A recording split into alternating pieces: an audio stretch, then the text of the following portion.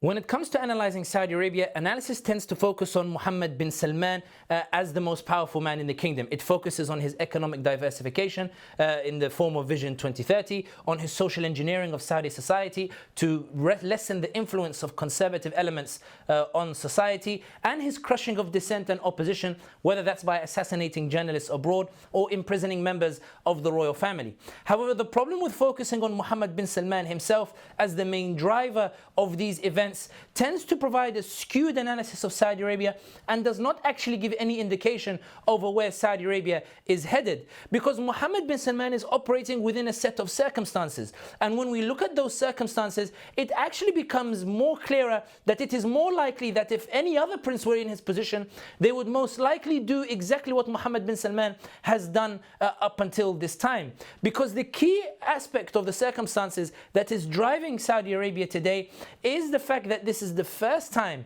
in the modern history of Saudi Arabia that the kingship is being passed from the sons of King Abdulaziz to his grandsons. We have to remember that when King Abdulaziz established the kingdom in the 1920s, before he died, he stated that the kingship would pass between his sons. In other words, it would go from his eldest son, Saud, who took over after him, to Faisal, Saud's brother, to Khalid, Faisal's brother, to Fahd, Khalid's brother, to Abdullah, Fahd's brother, to Salman, who is Abdullah's brother. In other words, it passed through the sons of King Abdulaziz. This brought about a set of dynamics, a political framework within which the brothers dominated. When King Faisal ruled, his brothers dominated the ministries, not his sons. When Fahd ruled, his brothers dominated the ministries, not his sons. The same thing took place under a whole number of other kings. And the reason this is important is because it shows why there is no genuine contender to Mohammed bin Salman. Because none of these third generation princes had a chance to amass power. You were only as powerful as one of the brothers were. So for example, Khalid bin Sultan became powerful because his father Sultan, one of the brothers, was crown prince at one point. Muhammad bin Naif became powerful because his father Naif, one of the brothers, was crown prince at one point. Mit'ab bin Abdullah, the son of King Abdullah, became powerful because his father, one of the brothers, was king. The third generation princes were only as powerful as the brother they were associated with among the sons of King Abdulaziz. And this is the reason why bin Salman is forced to impose himself by force, because the family don't accept him as king because he is Mohammed bin Salman. The family feel forced to accept him because King Salman, one of the most powerful of the brothers historically, is the elder in the family and is the one imposing Mohammed bin Salman on the family. And when we understand the framework from this dynamics, this is why we understand there are very difficult questions now that Saudi Arabia is asking itself. When King Abdulaziz asked the king, or he ordered that the kingship go from brother to brother, he did it to try to preserve the harmony of the family, given that there were so many factions, so many wives, so many half brothers. But if it goes from King Salman to Mohammed bin Salman, how does the succession go after Mohammed bin Salman? Does it go from cousin to cousin, or does it go from Mohammed bin Salman's children? If it goes from Mohammed bin Salman's children, that removes the power from all the other factions and alienates the family. And Mohammed bin Salman has actually demonstrated that he's aware of this. This is why he's tried to put some of his cousins in positions of power, almost as if he's trying to bring the family together.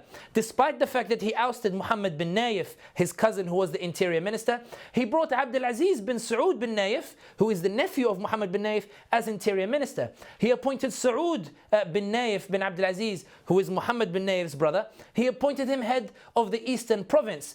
While this, of course, is within that Sudairi faction that dominates, the Sudairi are a series of full brothers, that is Fahd, Sultan, Naif, Salman is one, for example. The fact of the matter is, this is one of the key questions that hasn't been addressed in Saudi Arabia, and one of the reasons why the family are so agitated. It would have been easy if it had gone to Abdurrahman bin Abdulaziz or Mughrin bin Abdulaziz, because it would have continued via the brotherly line. But how do you deal with it going to the next generation? And when we understand this, this is when we understand why the family are so opposed to Mohammed bin Salman. It's not because of Mohammed bin Salman's Salman's antics, it's not because of his politics. It is because each member of that third generation of King Abdulaziz's family believe they have an equal right to Mohammed bin Salman to become king. They have the same right to become king. They believe that when it comes to Mohammed bin Salman, the only reason he has that power is because his father is king. But if it was based on his own merit and his own achievements, he would never be in that position. And this is why Saudi Arabia is in this transition. Mohammed bin Salman is still operating within that framework of the brothers, that framework of politics that means the stronger the brother is, the stronger that third generation prince is.